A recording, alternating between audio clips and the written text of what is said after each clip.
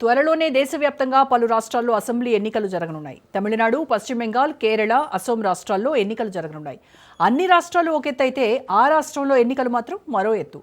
అక్కడ ఈసారి ఎన్నికలు అన్నీ హిందూ ముస్లింల దేవుళ్ల చుట్టే తిరుగుతున్నాయి. ముస్లిం ఓటు బ్యాంకును గంపగుత్తగా తన వైపు తిప్పుకున్న మమత ఈసారి తన స్ట్రాటజీని పూర్తిగా మార్చేశారు. బెంగాల్ సెంటిమెంట్ను వజ్రాయుధంగా వాడాలని ప్లాన్ వేశారు. మరోవైపు బెంగాల్లో ఎప్పటి నుంచో పాగా వేయాలని కాషాయ పార్టీ కలలు కంటోంది. కానీ సాధ్యపడలేదు. ఈసారైనా బీజేపీ జెండా పాతాలని మేధోమథనం చేస్తోంది. ఇంతకీ మమతా బెనర్జీ వేసిన కొత్త ప్లాన్ ఏంటి? దీనికి బీజేపీ ఏ విధంగా స్పందిస్తోంది? అసలు ఎన్నికల్లో హిందూ ముస్లింల దేవుళ్ళు ఎందుకు వచ్చారు?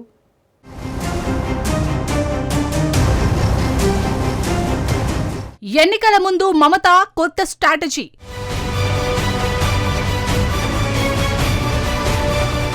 ప్రముఖ దేవాలయాల నిర్మాణానికి శ్రీకారం.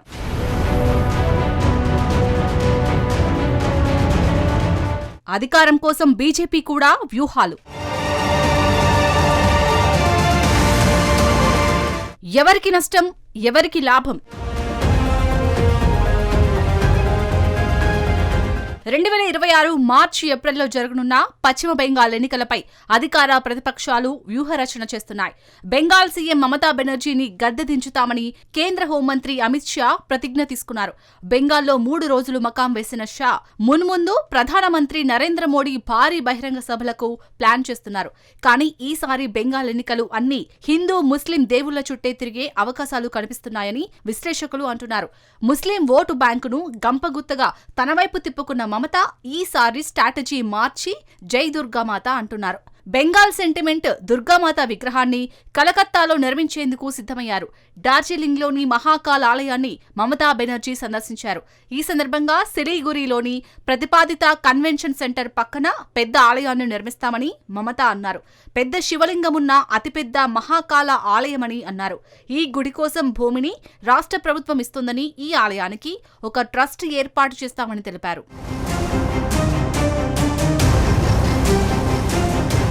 అయితే ఈ ఎన్నికల్లో మమతా బెనర్జీకి చాలా కష్టకాలం దాపురించిందనే చెప్పుకోవాలి. ఎందుకంటే ఇప్పటి వరకు ఆమె వేసిన అంచనాలన్నీ తలకిందులవుతున్నాయి. ఆమె లెక్కలు తారుమారవుతున్నాయి. ఆమె వ్యూహాలు పటాపంచలవుతున్నాయి.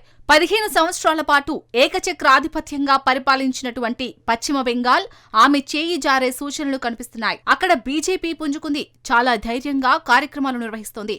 ప్రజలు కూడా బీజేపీ వైపు సానుభూతిపరంగా ఉన్నారు. అయితే ఇన్నాళ్లు మమతా బెనర్జీ వద్ద ఒక ఆయుధం ఉంది. అదే ముస్లిం ఓటు బ్యాంక్. ముస్లింలు గుండుగుత్తగా బీజేపీకి వ్యతిరేకంగా ఓటు వేసే క్రమంలో మమతాకి ఓట్లు వేస్తారు. ఇది ఒక ఓటు బ్యాంకుగా మమతా బెనర్జీ చూస్తుంది. అందుకనే అవసరమైతే బెంగాలీలు సంస్కృతికి ప్రతీకగా పూజించే దుర్గా పూజ కార్యక్రమాన్ని పోస్ట్ పోన్ చేయించేందుకు, కానీ వాళ్ల ఊరేగింపు రూట్లను మార్చేందుకు ప్రయత్నించారు. కానీ ముస్లింలకు నచ్చని ఏ పని చేయడానికి ఆమె సిద్ధం కాలేదు.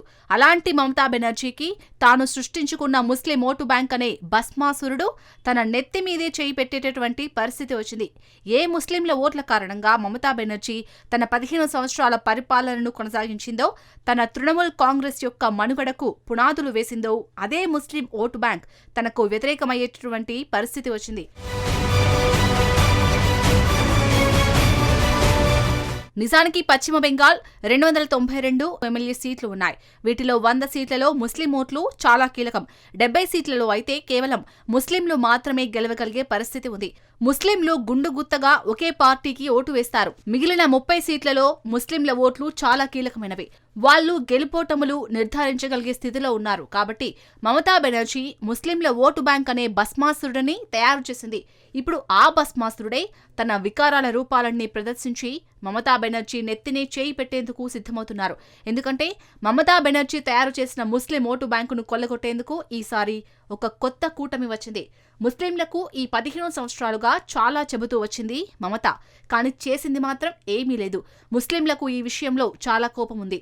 ఇటీవల డిసెంబర్ 6న బాబ్రీ మసీదును పునర్నిర్మించేందుకు ప్రయత్నం చేస్తే దానిని మమత అడ్డుకునే ప్రయత్నం చేసింది. ఎందుకంటే అడ్డుకోకుంటే హిందువులకు కోపం వస్తుంది.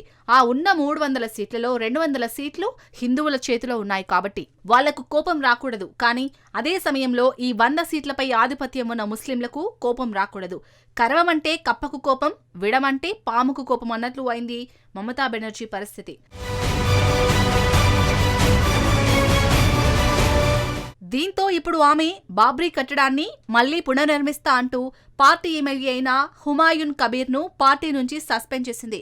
కానీ డిస్మిస్ చేయలేదు. అయితే మరోవైపు కబీర్ ఇక తను తృణమూల్ కాంగ్రెస్ లో ఉండబోనని, తనకు ముస్లిం ఓట్లే ప్రధానమని, వాళ్ల ప్రయోజనాలే ముఖ్యమని, వాళ్ల కోసమే పోరాడతారని చెప్పి సొంత పార్టీని పెట్టారు. అదే జనతా ఉన్నయల్ దళ్. అయితే అతను ముషీరాబాద్ జిల్లాలో 10 అసెంబ్లీ సీట్లలో గెలుపోటములు నిర్ధారించే స్థితిలో ఆయన ఉన్నారు.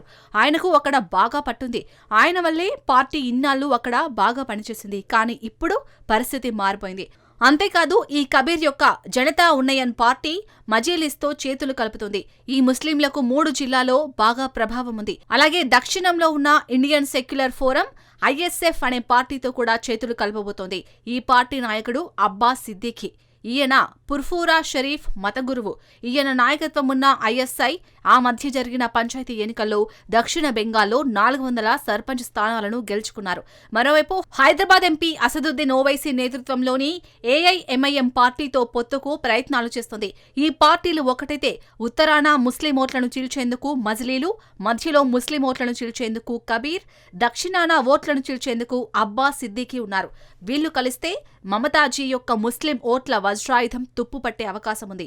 ఈ పార్టీలు కలిస్తే మమతక్క ఓడిపోయే అవకాశం చాలా మెండుగా ఉన్నాయి. దీంతో మమతక్క లెక్కలన్నీ తలకిందులవుతున్నాయి. దీంతో తన అధికారాన్ని సుస్థిరం చేసుకునేందుకు మమతా బెనర్జీ వ్యూహాలు రచిస్తున్నారు. ఇందులో భాగంగానే ఈ ఏడాది ఆలయాల నిర్మాణ కార్యక్రమం చేపట్టారు. బీజేపీ చేసే ఆరోపణలను తిప్పికొట్టేందుకు మమత ఈ ప్రణాళిక రచించినట్లు తెలుస్తోంది. బీజేపీ నుంచి ఎదురవుతున్న విమర్శలను తిప్పికొట్టేందుకు ఈ కొత్త ఎత్తుగడ వేసినట్లుగా సమాచారం. ఈ ఏడాదిలోనే దిగాలో జగన్నాథ ఆలయ పనులు ప్రారంభించారు. కోల్కతాలోని న్యూ టౌన్లో దుర్గా ఆలయ నిర్మాణానికి శ్రీకారం చుట్టారు. ఇక ఉత్తర బెంగాల్లోని సిలిగురిలో మహాకాల్ ఆలయ ప్రాజెక్టును ప్రారంభించారు. 17 ఎకరాల్లో దుర్గా అంగన్ కాంప్లెక్స్ కు శంకుస్థాపన చేశారు. ఈ సందర్భంగా మమత మాట్లాడుతూ తనపై చాలా మంది ఆరోపణలు చేస్తారని, బుజ్జగింపు రాజకీయాలు చేస్తారని, నిందిస్తారని వ్యాఖ్యానించారు. వాస్తవంగా తాను లౌకికవాదిని అని చెప్పుకొచ్చారు.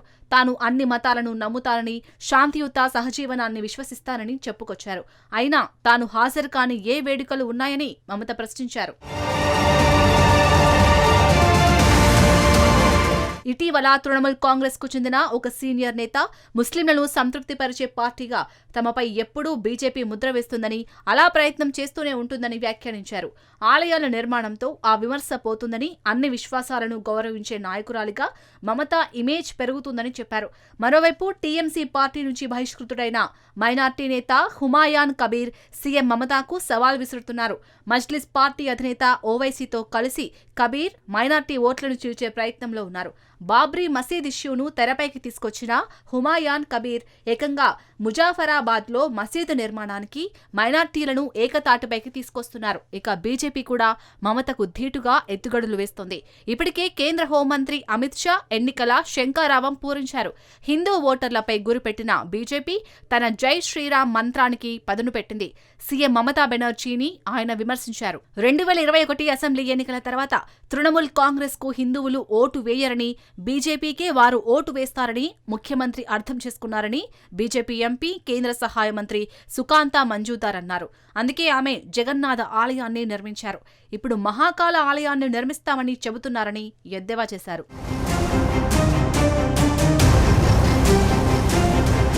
బెంగాల్ ఎన్నికలపై కీలకంగా ప్రభావితం చూపించే అంశాల్లో బంగ్లాదేశ్ అల్లర్ల ప్రభావం కూడా ఉండనుందని విశ్లేషకులు అంటున్నారు. బంగ్లాదేశ్లో మైనార్టీ హిందువులపై దాడులను బీజేపీ ఎక్కువగా ప్రచారం చేస్తుంది. ఓటర్ల సవరణ కార్యక్రమం SIRను తీసుకొచ్చిందే ముస్లిం మైనార్టీ ఓటర్లను తొలగించేందుకేనని మమతా బెనర్జీ గగ్గోలు పెడుతోంది. దేశంలోని వివిధ ప్రాంతాల్లో నివసిస్తున్న బెంగాలీలను బంగ్లాదేశీయులు అనుకొని దాడులు జరుగుతుండటం కూడా వెస్ట్ బెంగాల్ ఎన్నికల్లో ప్రభావితం చూపించే అంశం కావచ్చు. ఇక్కడ హిందువుల్లోని మెజార్టీ ఓటు బ్యాంకును బీజేపీ చేజిక్కించుకుంటే కమల వికాసం గ్యారంటీ అనే మాట వినిపిస్తుంది. మరోవైపు సంప్రదాయ మేధావి వర్గంగా గుర్తింపు పొందిన సంప్రదాయ బెంగాలీలు, మైనార్టీలు మమతా వైపు నిలిస్తే మళ్లీ టీఎంసీ గెలుపు ఖాయమనే టాక్ వస్తుంది. ఎటొచ్చి మైనార్టీ ఓట్లను ఎంత మేరకు కబీర్, అసద్ జోడీ చీల్చే అవకాశం ఉంది? హిందూ ఓట్ల పోలరైజేషన్ బీజేపీకి మళ్లీ ఛాన్స్ ఉందనే అంశంపైనే బెంగాల్ ఎన్నికల ఫలితాలను డిసైడ్ చేస్తాయని పొలిటికల్ ఎక్స్పర్ట్స్, అనలిస్టులు అంటున్నారు. ఇలా బీజేపీ వర్సెస్ మమతా మధ్య వ్యూహాలు ప్రతివ్యూహాలు జరుగుతున్నాయి. ఈ నేపథ్యంలో ఈ రెండు పార్టీల మధ్య భీకర పోరు జరిగే సూచనలు కనిపిస్తున్నాయి. ఈసారి అధికారం ఎవరికి కట్టబెడతారో చూడాలి.